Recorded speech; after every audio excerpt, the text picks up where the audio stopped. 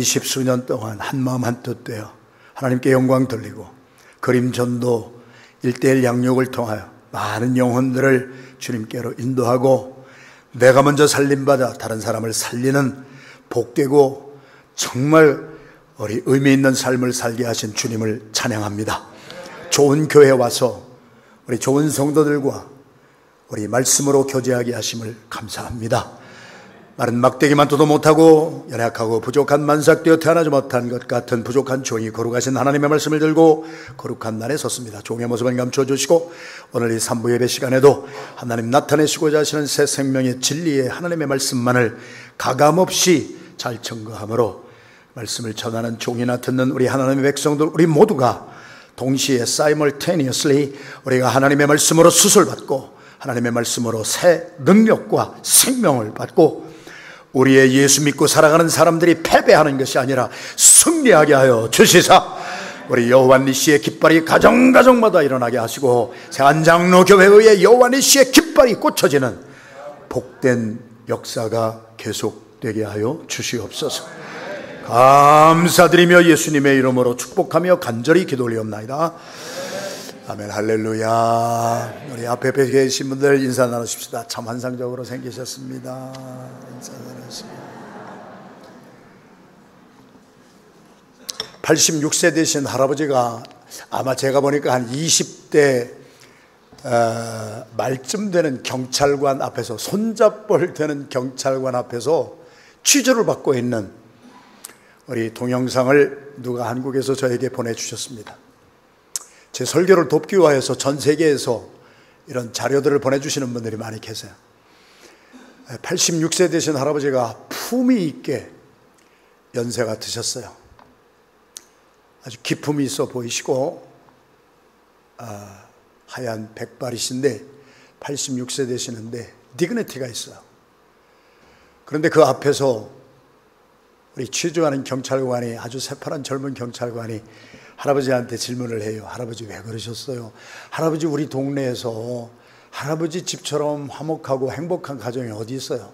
할아버지 모시고 사는 큰아들하고 며느리가 소문이 너무 잘난 효자인데 손자 손녀 많이 있고 남 부를 것이 없는 우리 동네에서 그래도 최고 수준의 그러한 가문인데 할아버지 왜 그러셨어요? 할아버지가 눈물을 뚝뚝 흘리세요. 할아버지가 이야기가 저에게 전달이 됐어요. 할아버지가 말씀하세요.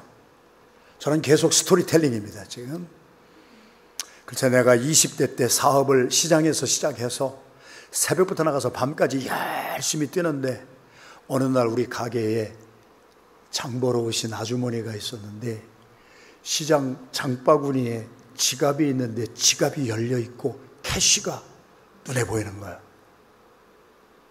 캐시가. 다른 때는 다 괜찮은데 86세 되신 할아버지의 고백입니다.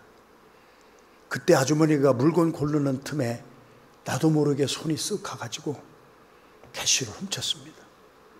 86세 되신 할아버지가 말씀하시는 거예요. 그때 내가 잡혔어야 되는데 안 잡힌 거예요. 할아버지 배우실 만큼 배우신 분이에요. 인격 고귀하게 보이시는 분이에요. 가족 사랑하고 손자 손녀 사랑하는 모범적인 분이에요. 평상시에 아무 문제가 없어요. 근데 돈만 보면 손이 나가는 거예요. 20대 때 처음 슬쩍한 것이 그분의 습관이 되어버렸어요. 86세 되던 그때 또 손이 나갔는데 86세 때 잡혔어요.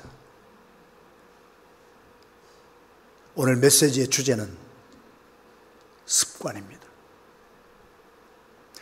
제가 살면서 60대 후반이 되어가고 70을 바라보는 나이에 옛날 어른들이 하신 말씀이 틀린 것이 거의 없는 것을 깨닫습니다. 3살 버릇이 80까지 갑니다.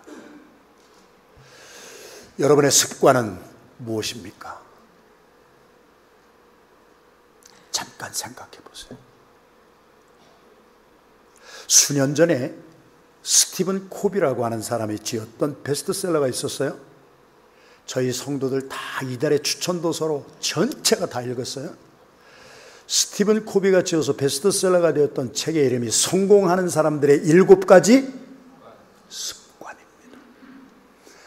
운동에서 에크메 정상에 올라갔든지 목회에서 영향력을 끼치는 훌륭한 목사님이 되셨다든지 사업에서 빌리어네어가 되었다든지 김연아 선수를 보고 손흥민 선수를 보면 그들은 머리가 좋은 사람이 아니에요.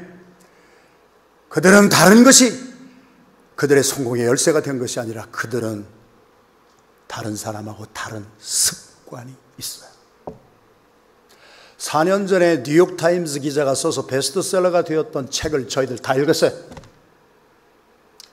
찰스 두히그라고 하는 뉴욕타임스의 기자가 써서 베스트셀러가 된 책의 이름이 The Power of Habit이에요. 습관의 능력이에요. 당신의 습관은 무엇입니까? 성경 66권을 여기 보면은 습관 때문에 평생 어릴 때 하나 습관 들였던 것이 평생 80, 90될 때까지요 유익하게 산 사람이 있고, 어렸을 때 습관 하나 잘못 길러가지고 평생토록 고통당한 사람들의 기록이 성경에 많이 기록되어 있어요. 제가 습관이라고 하는 주제를 가지고 창세기부터 계시록까지 많은 시간 투자하면서 메시지를 받았어요. 다 말씀드릴 수는 없습니다만은 오늘 저희들이 봉독한 말씀이 누가복음 22장이에요. 그런데 예레미야 22장에 보면은요, 하나님의 말씀은 신령해서 신령한 것은 다 짝이 있느니라. 다 같이 한번 따라 하십시다. 구약은 신약의 모형이요, 신약은 구약의 완성입니다. 제가 한 말이 아니고 히브리서 8장 5절에 있는 말씀을 제가 잠깐 단어를 조금 바꿔서 패러프레이즈해서 우리 이 시대의 언어로 우리 모두가 이해하기 쉽게 한 말이에요. 구약에 일어났던 모든 사건, 인물들은 신약에서 완성된 예수 그리스도의 카피 앤 섀도우, 모형이요 그림자였다. 그래서 구약을 잘 보면은 신약이 열리게 되어 있어요. 오늘 누가복음 22장을 봉독했는데 예레미야서 22장에 보면은 남유다 왕국 Southern Kingdom of Judah가 망하기 전에 그 망할 때 왕들의 이름이 쭉 나와요. 대한조선이 망하기 전에 고종, 영조, 순종 왕들이 있었잖아요.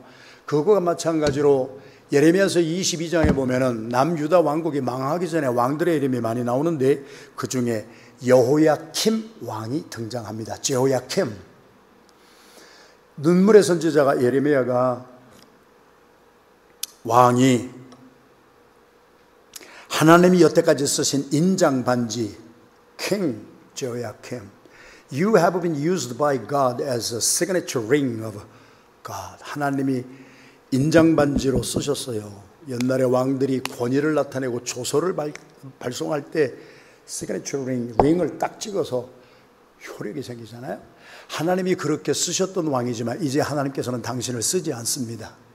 당신을 하나님께서 버리시는 이유가 예레미야서 22장의 말씀에 보면은 당신은 어렸을 때부터 습관 하나를 잘못 길렀습니다. 여호야킴 왕이여, 당신과 당신의 가정과 이 유다 왕국을 망하게 한 그 습관의 결정적인 내용이 뭐냐? 당신은 어렸을 때부터 하나님의 말씀을 청종하지 아니하고 순종하지 아니하는 습관이 당신에게 있습니다. 성경 66권의 주제가 있다면은 역천자는 망하고 순천자는 흥한다는 것이거든요. 하나님을 거역한 사람이 이긴 법이 없어요. 하나님 앞에 순종한 사람 치고 여호와 니시의 깃발을 꽂고 승리하지 아니하는 사람이 없었어요. 복음은 그렇게 우리를 나약하게 만드는 것이 아니에요. 예수 그리스도의 피 묻은 복음과 사흘 만에 부활하신 예수 그리스도의 생명은 예수 그리스도를 어제 받아들이고 내 신발을 벗어서 나의 권리를 양도하고 예수님을 주인으로 삼은 사람은 그 사람이 키가 작든지 크든지 배운 것이 많든지 적든지 그들의 삶은 승리하신 예수 그리스도를 닮아 우리의 삶도 계속 승리하게 되는 줄로 믿습니다. 예수님이 그렇게 연약한 분이세요. 예수님이 그렇게 형편없는 분이세요. 예수 그리스도의 피 묻은 복음이 우리를 승리하지 못하게 하고 패배자가 되게 하세요. 여러분과 제가 패배하는 인생을 살면 예수 그리스도를 다시 한번 십자가에 못 박아버리는 역사가 일어나는 거 아니에요? 예수 그리스도의 복음은 죽었던 자도 일으킵니다. 할렐루야. 예수 그리스도의 피 묻으신 복음이 우리 속에 있으면 망했던 사람들도 다시 재기하는 것입니다. 무너졌던 성들이 일어나게 되고 가정들이 살아나고 자녀들이 다시 한번 일어나게 되는 복음은 능력입니다. 여호와 니시의 깃발이 꽂혀지는 여러분의 가정과 우리의 교회가 되기를 주님의 이름으로 축원합니다. 복음이 있는 사람의 삶은 승리의 깃발이 나붙기는 거예요. 복음이 없으니까 눌려 살고 패배주의의 영성. 그러나 복음으로 사는 사람은 무명한 자 같으나 유명한 자가 되고, 복음으로 생명으로 사는 사람은 강한 자 같으나 다른 사람을 부유하게 하는 사람으로 살고, 예수 그리스도의 생명이 있는 사람은 아무것도 없는 자 같으나 모든 것을 가진 자가 되어 내가 살아난 사람이 다른 사람을 살리는 아름다운 축복의 통로가 되는 줄로 믿습니다. 할렐루야. 옆에는 바라보시면서 인사 나눕시다. 우리는 승리했습니다. 문제는 뭐였냐면요, 그래서 눈물의 선지자가 그렇게 예언을 하는데도 여호야킴 왕이 안 들으니까 예언 그대로 바벨론의 느부갓네살 왕이 3번 침공합니다. BC 609년, BC 597년, BC 586년 3번의 침공을 통하여 눈물의 선지자 예레미야가 예언한 그대로 한 나라가 망했습니다. 한 나라가 망한 이유를 한 사람의 지도자가 어릴 때부터 하나님의 말씀을 청종하지 아니하고 불순종하지 않은 것이 습관이 되었기에 망했습니다. 역사는 나의 이야기가 아니라 히스토리는 his 스토리입니다. 역사는 내 이야기가 아니라 주님의 이야기입니다. 여러분의 삶에 예수 그리스도가 없으면 여러분의 삶은 남겨놓을 만한 가치가 있는 글 한 줄 남길 가치가 없이 여러분의 인생에는 역사가 없는 거예요. 예수 그리스도를 만난 후에 아브라함이 75세 때부터 그의 삶에는 기록할 만한 가치가 있는 하나님의 이야기가 써내려 갔습니다. 여러분의 삶에 하나님의 이야기가 써내려가는 역사의 주인공이 되시기를 주님의 이름으로 축원합니다. 문제는 뭐였냐면요, 이 제호야킴 왕이 죄를 짓고 청개구리처럼 살 때, 제가 첫날부터 말씀드렸잖아요.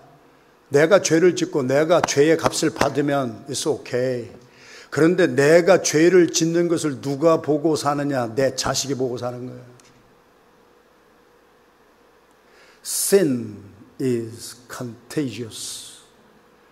내가 죄를 지으면 옆에 있는 사람에게 죄가 전염이 되어서 흩어져 나가기 때문에 죄의 삭시 사망이요, 하나님이 우리에게 주시는 값없이 주시는 선물은 우리 주 예수 그리스도 안에 있는 영원한 영생의 축복, 천국의 축복이 되리라. 그래서 여호야킴 왕의 아들의 이름이 제호야친, Jehoiakim's son Jehoiachin. He was enthroned at the age of 18. 18살 때 아버지가 끌려가니까요, 그 왕이 승계를 하잖아요. 18살 때 왕이 돼서 3개월 딱 다스리고, 아버지한테 배운 것이 죄 짓는 것밖에 배운 것이 없거든. 아버지가 술 마시는 것을 보고 자란 자식은 그 술을 먹게 되거든. 아버지가 담배를 피고 사는 것을 본 자식은 아버지 담배 피는 거 보고 자랐기 때문에 사람은 귀로 듣는 것으로 우리의 삶이 포밍이 되는 것이 아니라 눈으로 보는 것으로 우리의 삶이 포밍이 되는 거예요.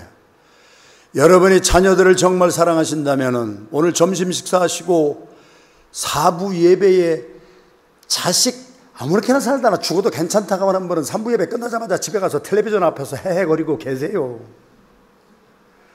그러나 내가 이번에 이 집회를 통하여 여러분의 인생이 달라질 수가 있고, 여러분, 1시간 예배에 성공해서 인생이 성공하고 가문이 살아난 사람들이 얼마나 많은데, 복음은 능력입니다.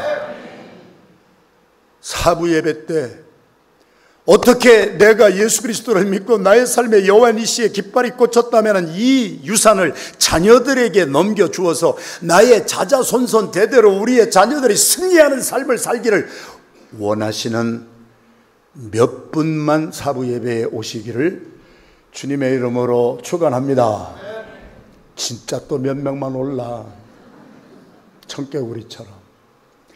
여호야킴 왕에게 배운 것이 하나님의 말씀을 불순종하는 것만 보고 자란 제호야친이 18살 때 3개월 통치하고 바벨론의 느부갓네살 왕이 침공해서, 여러분, 예루살렘에서 지금의 이라크라고 하는 바벨론으로 끌려가는 길은 낙타를 타고 가도 30일이 넘게 걸리는 그 길을 바벨론의 느부갓네살 왕이 와서 그 왕 18살이의 코를 꿰고 갈고리로 귀를 깨서 질질 끌고 낙타를 타고 가도 30일이 넘게 걸리는 그 길을 아버지가 아들에게 신앙의 무슨 믿음의 유산을 준 것이 하나님의 말씀을 불순종하는 것밖에 준 것이 없어서, 장래가 구말리 같은 18살짜리가 코를 끼워가지고 끌려갈 때 그 뒤에 같이 끌려간 사람이 누군지 아세요? 아버지가 잘못됐으면 엄마라도 책임을 져야지. 자식이 낳아놓았다고 내 자식입니까? 하나님이 맡겨준 자식을 엄마가 정신을 차리든지 아빠가 정신을 차리든지 누군가 깨워줬다면 18살 먹은 아들이 왜 끌려가겠습니까? 하나님은 accountability를 물었습니다. 엄마, 너도 책임이 있어. 자식의 버르장머리 잘못 가르쳐준 그 엄마와 함께 끌려가서 바벨론의 느부갓네살 왕이 사는 궁중의 지하 감옥에 엄마와 아들이 1년이 아니고 3년이 아니라 37년 동안 아버지가 잘못 가르쳐준 버르장머리 하나 아들이 잘못 받고, 그 아들이 버르장머리를 고쳐주지 못하고 멍하고 멍 때려가지고 아들 하나 제대로 길러놓지 못한 그 엄마는 책임감을 지고, 모자가 37년 동안 차디찬 감방에서 비참하게 살았던 왕의 이름이 여호야킨 왕이요, 그의 어머니였습니다. 그들의 이야기가 아니라 하나님의 이야기입니다. 여러분, 성경에 제가 시간만 많으면은요 쭉쭉쭉쭉 성경 66권을 여러분들하고 나누고 싶지만은 그런 시간이 없어서 창세기 19장 마지막으로 습관 하나 잘못 길러서 멸망한 사람들의 이해가 성경에 있어요. 하나님이 아브라함을 생각하시면 자다가도 하나님이 너무 기쁘셨다고 그랬어요. 스가랴서 3장 17절의 말씀, 너희 하나님 여호와가 너로 말미암아 나로 말미암아 기쁨을 이기지 못하시며 복된 인생이 되기를 주님의 이름으로 축원합니다. 우리 부강사 유 집사님입니다. 저분만 생각하면 하나님이 기쁨을 이기지 못하시고, 제가 이렇게 말씀을 전하다가 이분하고 눈이 마주치면 내가 좋아 죽겠어요. 여러분, 한 번밖에 없는 인생을 살아가는데요, 한 번밖에 없는 일생을 살아가는데요, 나 때문에 옆에 있는 사람이 좋아 죽겠고, 나 때문에 우리 아빠가 좋아 죽겠고, 나 때문에 우리 엄마가 막 살맛이 나고, 나 때문에 목사님이 목회하는데 아무리 힘들어도 막 기쁨이 넘치는 그런 인생이 복된 인생인 줄로 믿습니다. 나 때문에 옆에 사람이 탈레놀 먹어야 되고, 나 때문에 우리 아내가 고통 속에 들어가야 되고, 그런 남편이 얼마나 많으냐는 거예요. 저는 여러분들의 비웃장이나 맞추려고 온 값싼 사람이 아니에요. 복음으로 말미암아 살림을 받았기에 여러분에게 같은 하나님의 말씀을 있는 그대로 전파해서 회개할 것 회개하셔야 돼요. 나 때문에 왜 남편이 머리 싸매고 앉아 있어야 돼? 나 때문에 왜 내 아내가 죽음 같은 삶을 살아야 되고, 왜 나 때문에 죄 없는 자식들이 왜 굴려서 살아야 되느냐고요. 너의 하나님 여호와가 너 때문에 기쁨을 이기지 못하시며, 복음은 여러분들을 그런 사람으로 변화시켜 주시는 능력입니다. 아브라함만 생각하면 하나님이 너무 기쁘셔서 소돔과 고모라를 불과 유황으로 심판하시기로 다 결정한 후에 하나님이 아브라함 때문에 아브라함의 피부치 롯의 가족들도 구원할 마음이 생기셨습니다. 나 한 사람이 주님에게 기쁨을 드리면요, 하나님이 나를 바라보시면서 그래 오성기, 너 때문에 너에게 붙어있는 자식들, 너에게 관계 있는 모든 사람들을 내가 다 구원하기를 원한다. 복음은 능력입니다. 그래서 하나님이 어떻게 하셨어요? 롯과 그의 사위들 자식들을 살려주시기 위하여 내일이면은 소돔과 고모라 성에 불과 유황불을 떨어뜨리기로 한 그 전날 하나님은 천사들을 보냅니다. 창세기 19장에 기록된 말씀입니다. 롯의 사위들을 만나서 천사들이 말을 합니다. 내일이면 여기 불과 유황이 떨어지거든요. 그런데 하나님이요, 당신들 사랑하셔서 당신들 구원해 주시고 싶어서 우리들을 보냈어요. 빨리 여기를 떠나서 도망가세요. 살으세요. 지금이 마지막 기회예요. 막차예요. 창세기 19장 14절에 기록된 말씀이 저와 여러분들의 가슴을 찌르는 검으로 임하기를 주님의 이름으로 축원합니다. 롯의 사위들이 그 말을 듣고 하나님의 말씀을 농담으로 여겼더라. 평상시에 선포되는 하나님의 말씀을 농담 정도로 여기고 산 사람이 내일 당신의 집안 망할 것 같은데요, 당신의 사업 그따위로 하다가 하루아침에 훅 한 방에 갈 것 같은데요, 별 말씀을 목사님을 통하여서 선지자들을 통하여서 길 지나가는 사람을 통해서 얘기를 해줘도 평상시에 습관이 되지 아니한 사람은 발, 다리가 움직이지를 않습니다. 내일 당신 망해요, 죽어요, 당신 자식들 다 한 방에 날아갈 거예요 말을 듣고도 롯의 사위들은 하나님의 말씀을 농담으로 여겼더라. 그 다음날 다 없어졌습니다. 하나님의 말씀을 농담 정도로 여기는 사람이 잘 되는 거 보셨습니까?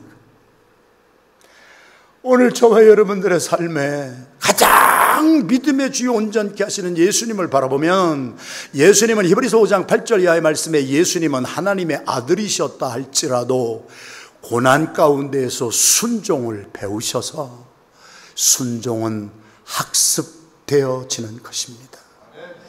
평상시에 작은 거 하나하나 순종하지 못한 사람이 하루아침에 큰 일 순종 못합니다. 작은 일에 순종하시던 예수님은 빌립보서 2장 5절에서 11절까지의 말씀, 예수 그리스도는 본래 하나님의 본체 형상이시요 근본 하나님이셨으나 하나님과 동등됨을 취할 대접받기를 사양하시고 육신을 가지고 육신의 모양으로 이 땅에 내려오셔서 하나님의 뜻에 순종하시기를 죽기까지 복종하셨으니 그 십자가에 달려 돌아가 죽으실 때까지 순종 복종으로 승리하신 예수님은 고난 가운데에서 작은 순종부터 시작하셨기 때문에 그것이 습관이 되셨기 때문에 승리하셨습니다. 습관이 오늘 메시지의 주제입니다. 여러분은 어떤 습관을 가지고 오늘까지 사셨습니까? 그 할아버지의 이야기처럼요, 어느 날 남의 돈을 슬쩍 빼는 것은요 충동적인 것이라고 말하는 심리학자들도 있지만요, 그게 아니에요. 평상시에 내가 어떤 마음을 품고 사느냐가 행동으로 나타나는 거예요. 그 행동이 계속 되풀이되면 그것이 습관이 되는 거예요. 그 습관이 한 사람의 인생에 장착이 되고 세틀다운이 되면 그것을 우리는 그분의 인격이라고 부르는 거예요. 인격은 하루아침에 만들어지는 것이 아니에요. 구원은 순간에 일어나는, 믿음으로 예수님을 믿음으로 응애하고 어린아이처럼 태어나게 되지만 예수님을 닮아 사는 삶은 평생 걸리는 성화의 연속성이 있어야 되는 거예요. 예수 믿고 하나님의 자녀가 된 사람이 평상시에 욕하고 살던 사람은요, 그 욕 하나 버리는데도 10년 이상 걸릴 수가 있다는 얘기예요. 여러분의 습관은 무엇입니까? 시간이 많이 없어서 오늘 본문으로 바로 들어갑니다. 39절 말씀 같이 읽겠습니다. 시작. 예수께서 나가서 예수님의 습관이 있었습니다. 가룟유다의 배반을 받아서 감람산에서 대제사장과 바리새인들의 하속들이 검과 몽치를 가지고 가서 유다가 키스하는 입 맞추는 그분이 바로 나사렛에서 온 예수니까 잡아가세요. 은전 30냥 받고. 결국 배반 때리는 것이 돈 때문에 때려요.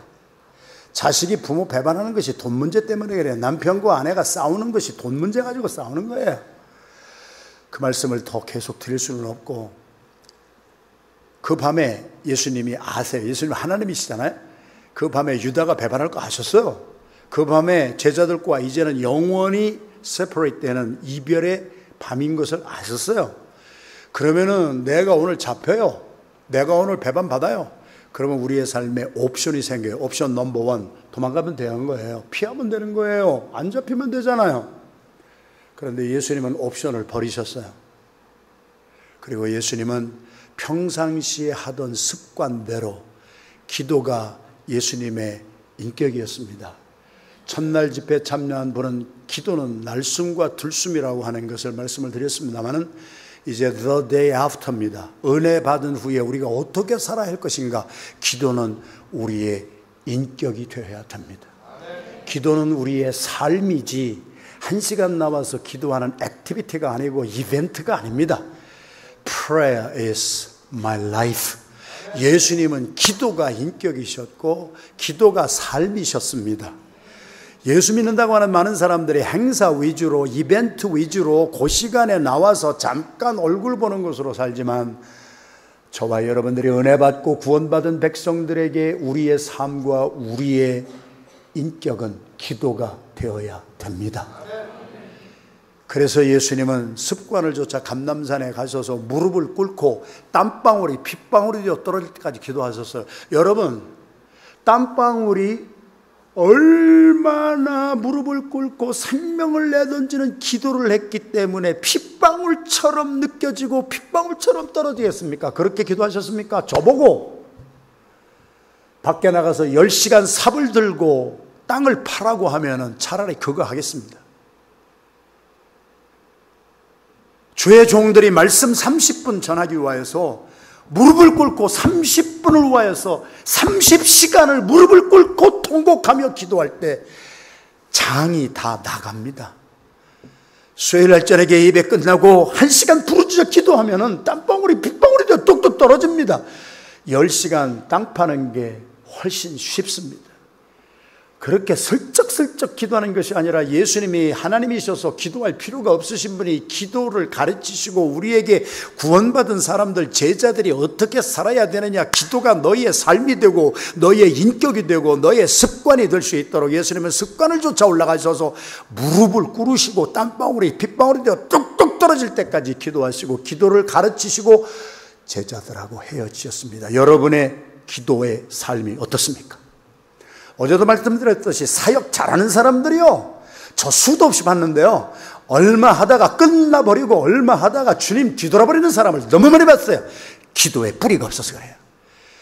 이번에 와서 제가 이렇게 저를 인도하시는 부목사님이 그런 질문을 한번 하셨어요. 오 목사님이 하신 것 같아요. 오 목사님이 그냥 아웃 오브 블루 스카이 뭐 이렇게 운전하셨다고 저보고, 목사님, 펜실베니아에 있는 나무하고 여기 아틀란타에 있는 나무하고 뭐가 달라요? 이런 질문을 아닌 밤에 홍두깨 같다고 그러는 거예요. 그래서 제가 오 목사님한테 그치, 그런 질문을 기가 막히게 하시네. 여기 나무는 보니까 가늘고 쭉쭉 뻗었어요. 필라델피아 제가 1시간 동안 새벽기도 끝나고 아내하고 손 붙잡고 걷는 길은 이런 아름드리 나무가 있어요. 그리고 높이가 20m 정도 돼요. 이렇게 가늘하다는 나무가 아니라 이런 나무가 한 20m 되는데요, 바람 슬쩍 한번 불면은요, 이 나무가 뿌리까지 뽑혀져 버려요. 그래서 벌렁 불어누워 있는 20m 나무가 저희가 1시간씩 걷는 길에 수도 없이 많아요. 뿌리가 1m가 안 돼요. 20m 되는 나무에 뿌리가 1m도 안 돼요. 왜 그럴까요? 옥토예요. 뿌리가, 나무가요, 뿌리를 내릴 필요가 없어요. 1m 정도 내리면은요, 양분 쭉쭉 빨아들이니까 20m까지 쭉 올라가는데요. 뿌리가 깊지를 못하니까 바람 한번 싹 불으면은, 거짓말이 아니라니까요. 나무가 벌러덩 자빠져요. 20m 되는 나무가 벌러덩 자빠져서 뿌리가 하늘을 솟구쳐서 있는데, 뿌리가 평평하게 1m 깊이도 안 돼요. 나무는 뿌리가 깊어야 돼요. 인생을 승리하고 살아가는 그리스도인들은 기도의 뿌리가 깊어야 돼요. 대한민국의 척박한 땅에 소나무가 높이가 5m밖에 안 되는데 뿌리가 25m 내려가는 나무가 있는 것은 땅이 너무 척박하기 때문에 내가 살기 위하여서는 뿌리를 깊이 내리는 거예요. 오늘 죄의 유혹이 오는 우리 찬양팀의 찬양, 이 교회는 갈수록 좋아져. 첫날은 막 찬양대가 6.25 전쟁 이후에 제일 잘하는 찬양대, 그 다음날 찬양대는 임진왜란 이후에 잘하는 찬양대, 그 다음에 병자호란까지 가다가 오늘은 이제 창조 때 이후부터 나가야 돼. 오늘 나가서 찬양하는데 유혹 많은 세상, 죄 많은 세상에 어떻게 살 거예요? 기도의 뿌리 깊이 내리지 아니하면 한 방에 훅 갑니다, 여러분. 기도의 뿌리가 깊이 내려가는, 폭풍이 불고 태풍이 와도 꿈쩍 안 하는 여러분들의 승리하는 삶은 기도의 뿌리입니다. 39절 말씀 지역 40절 같이 읽겠습니다. 시작. 그것에 이르러 저에게 이르시되 시험에 들지 않기를 기도하라. 46절, 40절에서 붕 띄어서 46절 시작. 이르시되, 우리 목사님들이 신학대학원 다니면서 마스터, PhD 막 공부하면서 우리가 7년 동안 열심히 공부하는 것 중에 하나가 허메니우틱스라는 게 있어요. 성경 해석학이라는 게 있어요. 성경을, 잠언을 어떻게 해석해야 되고, 시편을 어떻게 해석해야 되고, 역사서는 어떻게 해석해야 되고, 예언서는 어떻게 해석해야 되는데, 그런데 그런 것을 7년 동안 여러분 신학대학원에 가지 않으셔도요, 가장 쉽게 깨달을 수 있는 성경 해석학의 넘버원, 선생님이 중요한 거 말할 때 뭐라고 해요? 되풀이해요, 되풀이. 칠판을 백목에다가 크게 하고 막 빗줄 긋고 막 되풀이해요. 되풀이 되는 것이 주제입니다. 39절에서 46절까지 두 번이나 되풀이된 이것이 왜 기도를 해야 되느냐는 주제입니다. 깨달아진 분만 아멘합니다. 저희 교회가 이제 25주년 됐어요. 그래서 제가 지난 10월 달에 저희 섬기는 교회가 창립 25주년, 제가 필라델피아 가서 교회를 개척한 지 25년이 된 거예요. 25년 동안 저희들이 제일 힘쓴 것이 기도예요. 말씀과 기도 두 가지예요. 그거 외에 다른 거 별거 안 해요. 말씀과 기도가 있어야 선교가 하게 되고, 말씀과 기도가 있어야 전도하게 되는 거예요. 말씀과 기도하지 아니하는 찬양팀, 말씀과 기도 없이 그냥 나와서 이벤트로 하는 찬양대, 뭐 교회에서 봉사를 뭐 얼마나 많이 하든 I don't care. 말씀과 기도 없이 하는 것은 한 방에 훅 가기 때문에 뿌리부터 내리고 사역하거라. 할렐루야. 그래서 이 교회는 은혜가 많아요. 그런데 저희 교회 25년 동안 새벽 기도를 하고, 우리 어린아이들이 특세 같은 거 하면은 한 100여 명씩 막 새벽 기도 나와서 새벽 기도하고, 주일학교 중고등부 학생들이 새벽 기도 끝나고 학교를 가는데 한 번도 안 나와 본 집사가 계세요. 누구냐고 묻지는 마세요. 박 집사님인데 지지난 주일에 25년 동안 한 번도 안 나온 분이 새벽에 딱 나오셨더라고. 목사는 압니다. 25년 동안 한 번도 안 나온 저 박 집사가 새벽에 나온 것을 보고 신방 안 가도 알아요. 저 집에 뭔 사건 터졌구나. 남편이 바람을 피웠던지, 자식이 마리화나에 손을 대더니 이제는 히로뽕에 손을 댔던지, 뭔 사건이 터지고 나니까 그때에서 부랴부랴 나와서 아이고 주여 아이고 주여 부르짖는 사람들이 얼마나 많은 줄 아세요? 깨지고 나서 기도하지 말고, 주님이 말씀하신 기도의 첫 번째가 뭐냐? 시험에 들고 나서 기도하지 말고, 사업이 망하고 부도가 난 다음에 기도하지 말고, 자식이 속색이고 남편이 속색이고 나서 아이고 어떡하면 좋겠나 하고 그때서 부랴부랴 나와서 기도하는 것도 마지막 끈을 잡은 것이기 때문에 귀한 것이지만, 주님은 우리가 승리하기를 원하시지 패배하기를 원하시지 아니하세요. 시험에 들고 사업 망하고 건강 다 없어져서 암병 걸리고 예수 믿는 사람들이 그렇게 지지부진하게 살지 말고 깨지기 전에, 시험 들기 전에 예방할 수 있는 길은 기도밖에 없느니라. 시험에 들지 않기를 원하면 기도하거라. 할렐루야. Prevention is far better than cure. 후진국과 선진국의 차이가 뭔지 아세요? 제가 지구를 수십 바퀴 돌면서 전 세계를 다니면서 수도 없는 나라에 가서 복음을 전하면서 선진국과 후진국의 차이를 저는 압니다. 후진국은 다리가 무너졌는데 다음에 또 무너집니다. 그리고 다리가 무너지고 아파트가 무너지고 난 다음에 난리를 피웁니다. 선진국은 수십억 원을 미리 들여서 예방 백신 하나 만드는 데에 숫자 없는 돈을 투자합니다.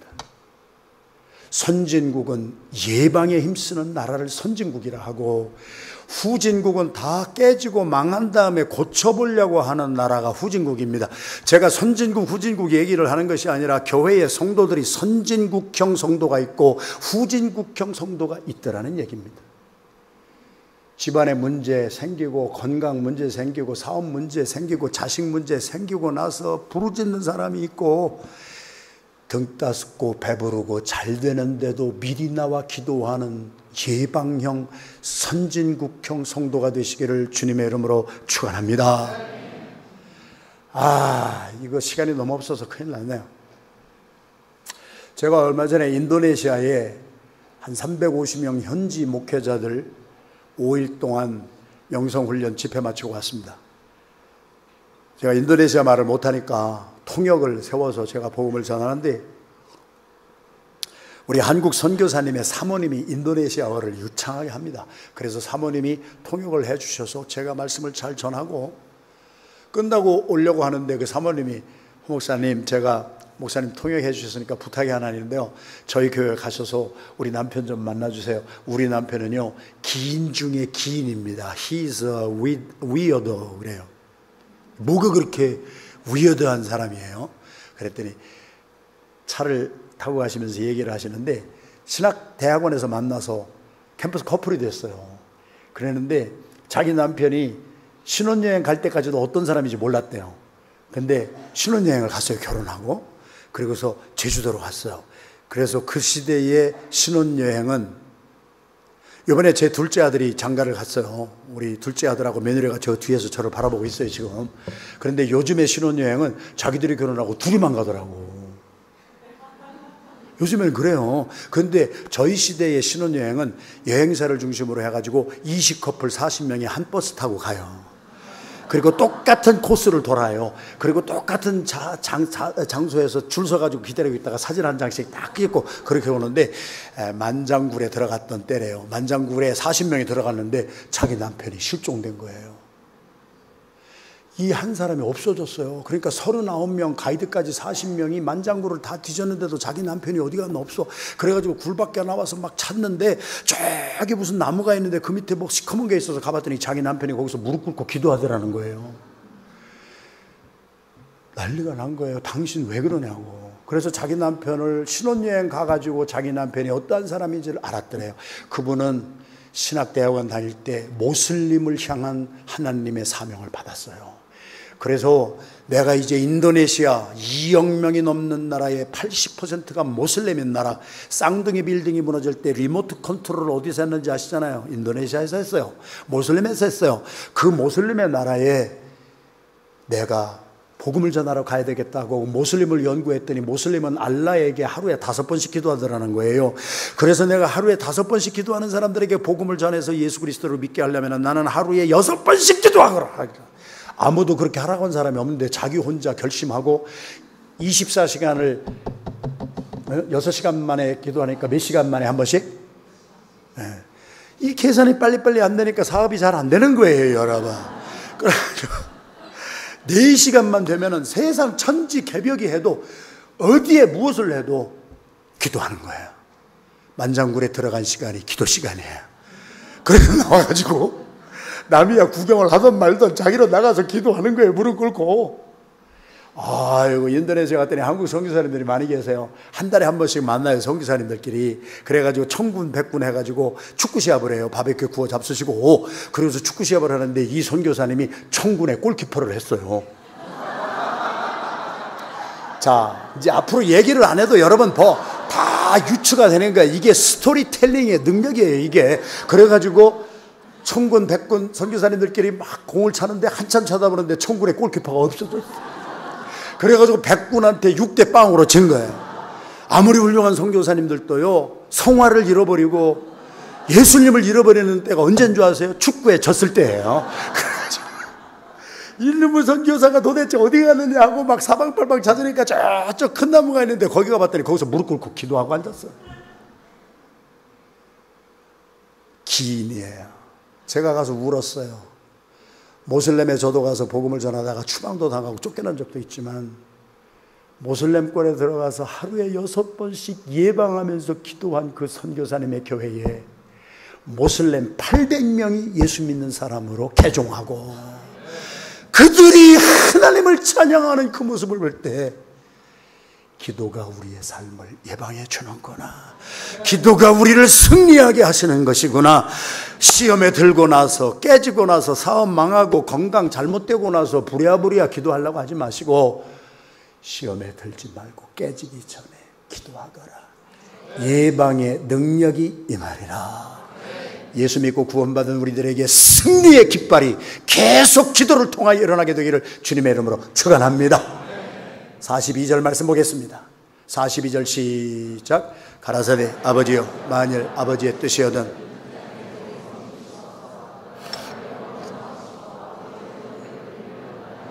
왜 기도가 우리를 승리하게 하느냐?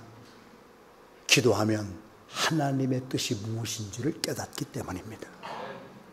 하나님과 나와의 사이에 소통이 된다는 얘기예요. 시간이 많이 없어서 저는 이렇게 사역을 하면서 한인 전체, 미국 전체를 총괄하는 위치에 이렇게 있기 때문에 저의 교회 성도들만이 아니라 예를 들어서 제가 살고 있는 필라델피아에서 교회도 안 다니는 어떤 한국 사람이 범죄해서 유치장에 가면은 당국에서 저를 부릅니다. 그래서 목사님이 가셔서 좀 한번 좀 도와주시지요.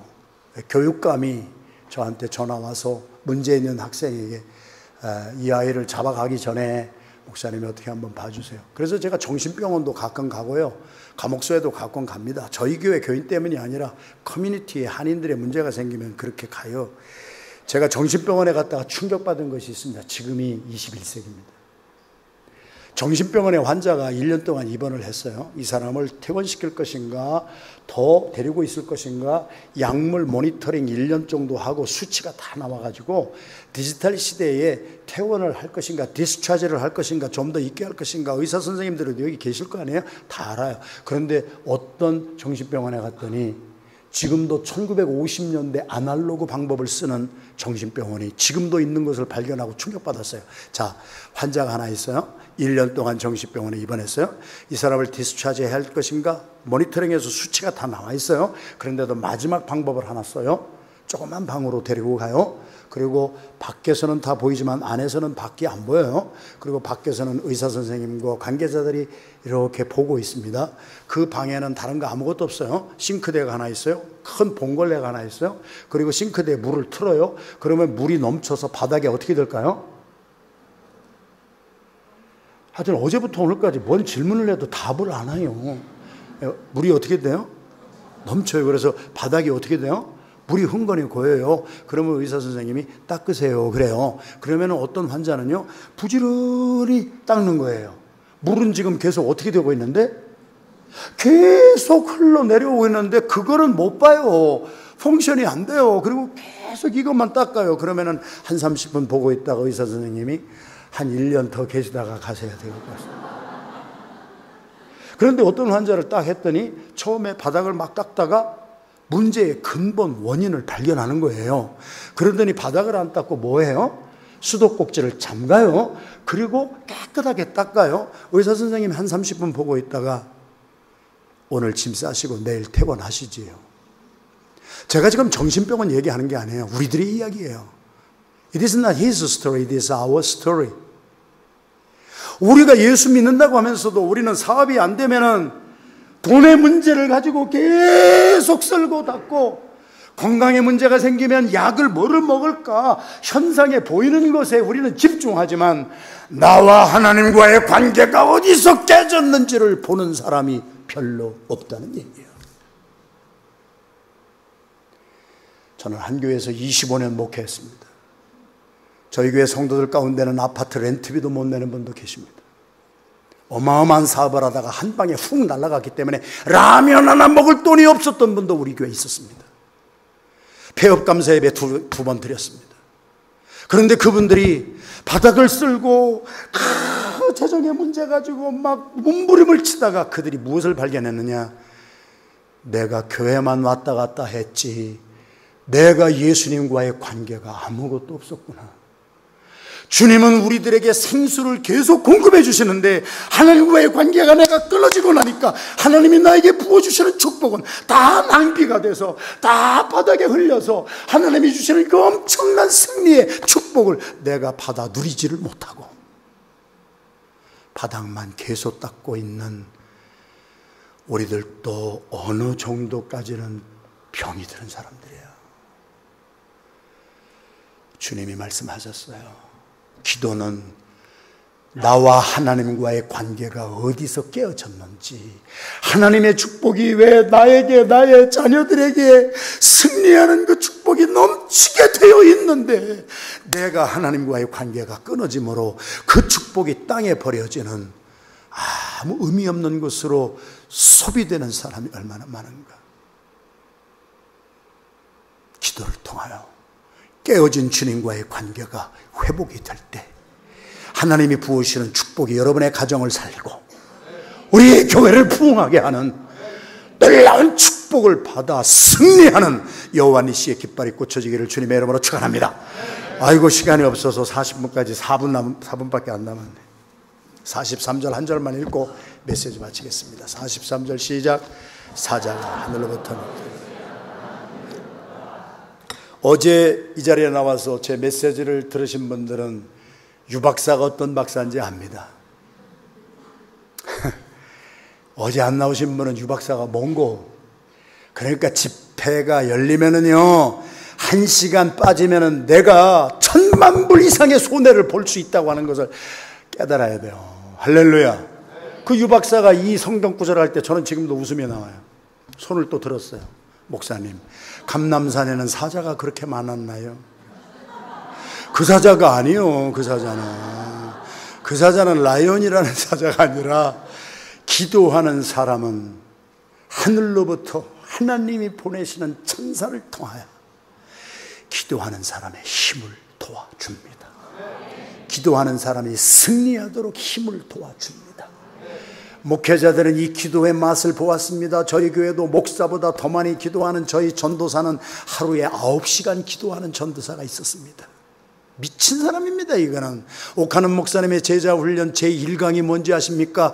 광인론입니다. 제가 옥하는 목사님 따라다니면서 제자 훈련을 배울 때 예수 믿는 사람들은 예수에 미쳐버려야 된다. 골프 치는 사람은 골프에 미쳐버려야 된다. 선 무당이 사람을 죽여서 미치지 않은 사람이 사람 죽이는 거예요. 그래서 미친론입니다. 광인론. 예수에 미쳐버려야 돼요. 할렐루야. 미친 사람의 특징을 제가 연구를 해봤습니다. 저는 혹시나 호기심이 많아서 미친 사람을 한 2년 동안 연구를 했습니다. 그랬더니 미친 사람의 특징이 뭐냐? 미친 사람은 다른 사람이 볼 때는 딱해 보여도 자기는 좋아 죽겠는 것이 미친 사람. 새벽기도에 나와서 새벽기도 하는 사람을 보면은 안 믿는 사람들은 딱해 보여도 무릎 꿇고 기도하는 사람이 하늘의 은혜를 받는 것은 나는 좋아 죽겠는 거예요. 미쳐버려야 돼. 미쳐버려야 돼. 선 무당이 사람 잡는 거요. 진짜 귀신의 영을 받은 사람은요 작두 위에서 춤을 춰도요 귀신의 영 때문에 발에서 피 한 방울이 안 나요. 그래서 무당이 되려면 내린굿을 하잖아요. 제가 무당을 2년 연구한 사람이라 그래요. 김지미라고 하는 유명한 배우가 죽을 병에 걸렸어요. 대한민국 외국의 병, 의사 모든 약품을 대서도 못 고쳤는데 오오희라고 하는 무당을 만나가지고 병이 나섰어요. 그래서 김지미 씨가 무당을 통하여서 병이 나서서 자기도 무당이 되려고 찍었던 영화가 서울 만신이라는 영화입니다. 목사는 여러 가지를 합니다. 성경입니다. 귀신도 하늘에서 불이 떨어지는 기적 정도, 무당도 접신이 된, 귀신하고 접신이 된 무당도 웬만한 병 고칩니다. 그런데 무당도 돌팔이 무당, 그런 사람들은 작두에 올랐다가 그냥 다리 몽댕이 부러지고, 목회자들도 성령 받은 목회자가 있고, 예수 그리스도의 심장과 심정을 가진 목사가 있고, 예수 믿는다고 교회에 다니는 사람도 생명이 있는 예수가 있는 사람이 있고, 덜 미친 선 무당 같은, 지식적으로 예수를 알지만 가슴에 생명이 없기에 우리는 복음을 들어야 되는 거예요. 시간이 다 돼서 안타깝습니다. 여러분 4부 때 조금 말씀을 드리도록 하겠습니다. 할렐루야. 저희 교회에서 일어났던 실화를 하나 간증을 하고 마치겠습니다. 저희 교회 집사님의 딸이 코넬 대학교 들어갔습니다. 저희 교회의 자녀들이 하버드에서 막 스카웃되고 노벨상 후보가 지금 한 2명 있습니다. 저희 교회가. 필라델피아에 박사들이 오면은 저희 교회만 줄줄이 대고 옵니다. 왜 그런지는 모르겠습니다만은 그렇게 많이 배우고 그렇게 똑똑한 사람들이 예수를 만나니까 그렇게 겸손해지고 그렇게 헌신하고 삽니다. 코넬 대학교에 우리 들어간 딸이 어제도 말씀드렸습니다만 AB입니다. 우등학생입니다. 마지막 졸업시험 4학년 2학기 때 치렀습니다. 코넬 대학은 저희 동서가 우리 경제학 박사로 교수를 오래 했기 때문에 코넬 대학에 가보면 폭포가 있습니다. 미국 대학은 들어가기는 쉬워도 나오기가 힘듭니다. 제가 미국 대학을 언더를 28살에 들어가서 32살에 미국 대학교를 졸업했기 때문에 미국 대학교처럼 어려운 게 없어요. 제가 프린스턴, 밴더빌트에서 마스터 2개 하고 PhD 공부할 때 대학원에서 공부하는 거는 누워서 떡 먹기입니다. 정말. 왜? 내가 좋아하는 것만 공부하니까. 그런데 대학교는 내가 제일 싫어하는 거 개구리 해부를 12번을 해야 돼요. 찌릿찌릿하게 싫어 나는 그런 것이. 그런데 그것도 해서 학점을 따야 됩니다. 미국의 대학은 들어가기는 쉬워도 드랍아웃률이 계속 높아집니다.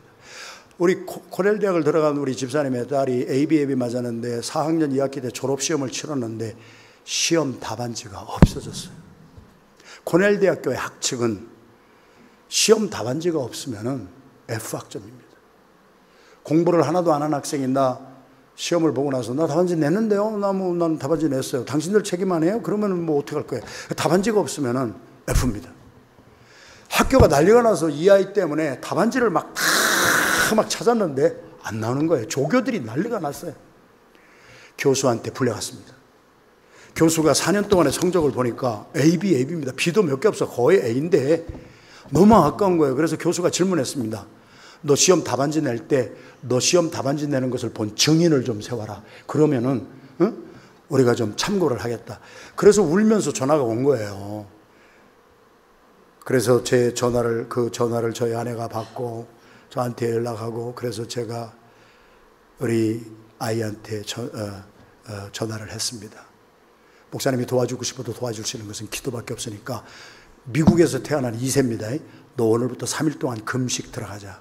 너 금식하고 목사님하고 사모님하고 금식하고 너의 아빠 엄마 금식 5명이 네 문제 해결할 수 있는 것은 우리 주님밖에 없지. 우리는 뭐 답안지를 어디에 찾을 수도 없잖아. 우리가 기도하겠다. 그랬더니 얘가 스텔라가 그대로 순종해서 이 미국에서 태어난 2세가 금식을 시작했어요. 금식하는 2번째 날에 전화가 왔어요. 울면서 전화가 왔어요. 목사님 나 기도 안 해요. 목사님 뭐 기도하면 하나님이 도와주시고 좋은 일 생긴다고 했는데 금식하니까 캐피테리아 갈 일이 없어서 스튜던트 라운지에 가서 잠깐 전화하고 왔는데 자기 지갑을 누가 훔쳐갔어요. 펄스 큰 거를. 그 안에 돈은 몇 푼 없었지만 뭐 드라이버 라이센스, 크레딧 카드 다 있는데 막 난리가 나가지고 목사님 뭐 이런 일이 한 번도 안 일어났는데 기도하는데 왜 이런 일이 일어나요? 막 울고 난리가 났어요. 그래서 너 정신 바짝 차려. 네가 기도를 시작하니까 마귀와 사탄의 놈이 너 기도 못하게 하려고 안 일어나던 일도 일어나게 하는 거야. 너 거기 속으면 안 돼. 속지 말고 좌우지간 3일 동안 금식하자. 그래가지고 얼르고 달르고 그래가지고 3일 금식기도 마쳤어요. 아무 일도 안 일어났어. 참.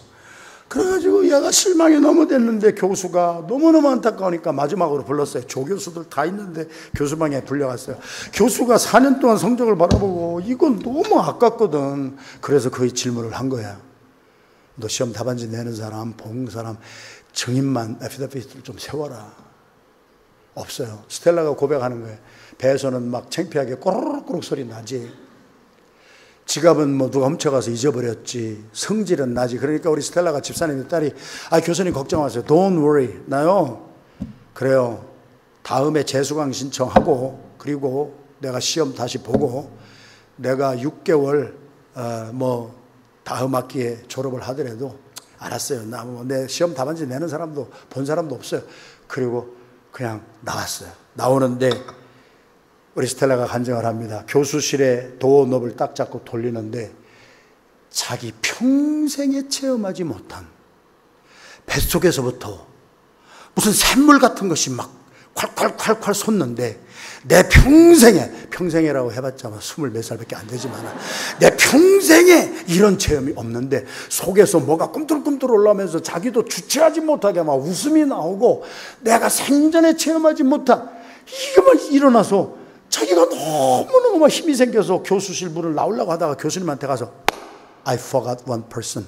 내가 교수님 말씀대로 나 시험 답안지 내는 거 본 사람이 한 명 있어요. 내 생각이 났어요. 그러니까 교수가 그래 누구야? 또 이름 대 Jesus Christ saw it. 그리고서 그냥 그 교수실을 꽝 닫고 복도를 당당하게 위풍당당히 영어로 뭐예요? 위뽕당당해요? 스텔라의 말대로 위풍당당하게 주눅됨이 없이 걸어가는 거예요. 위풍당당에 가장 적합한 영어는 as far as I know dignity예요. 눌렸던 사람이 자유함을 얻는 거예요. 고개가 번쩍 떨어지는 거예요. dignity를 가지고 Jesus Christ saw it 하고 갔어요. 교수실에 다시 불려갔어요.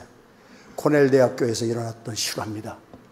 교수가 스텔라를 불러다 놓고 하는 말이 내가 이 대학에서 10몇 년을 가르치면서 나는 무신론자다. I am an atheist.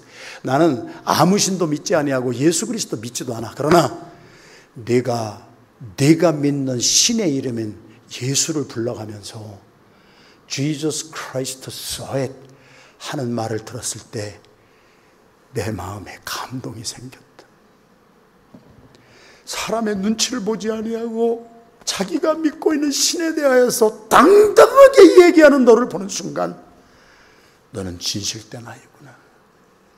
너는 정말 믿을 만한 아이구나.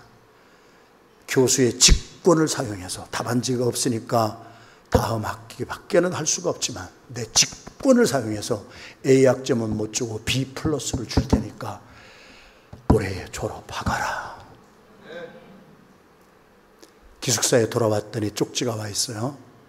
잃어버렸던 펄스를 찾았대요.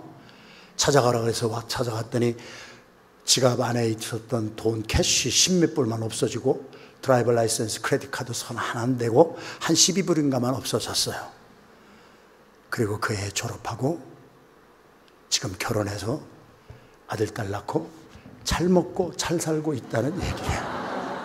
행복하게 살고 있고 승리하는 삶을 살고 있는 우리 스텔라의 스토리입니다. 예수님은 믿는 자의 삶을 승리하게 해주시는 거예요. 기도하는 자의 삶에 여호와 니시의 깃발이 올라가게 하지 그렇게 다른 사람에게 밟히고 주눅들게 하지 않습니다. 기도가 삶이 되시기를 주님의 이름으로 축원합니다. 깨지고 나서 기도하지 말고 기도해서 예방하시고 선진국형 신앙인으로 살아가시고 기도할 때 나를 향한 하나님의 뜻이 어디 있는지 깨닫기 때문에 누수되는 하나님과의 관계가 깨진 곳이 수선이 되게 하여 주시고 하나님의 뜻대로 주님이 기도할 때 부어주시는 능력을 받고 승리하는 종들의 삶이 되기를 주님의 이름으로 축원합니다. 기도하겠습니다. 좋으신 주님을 찬양합니다. 주님이 우리에게 승리를 위하여 주시옵소서.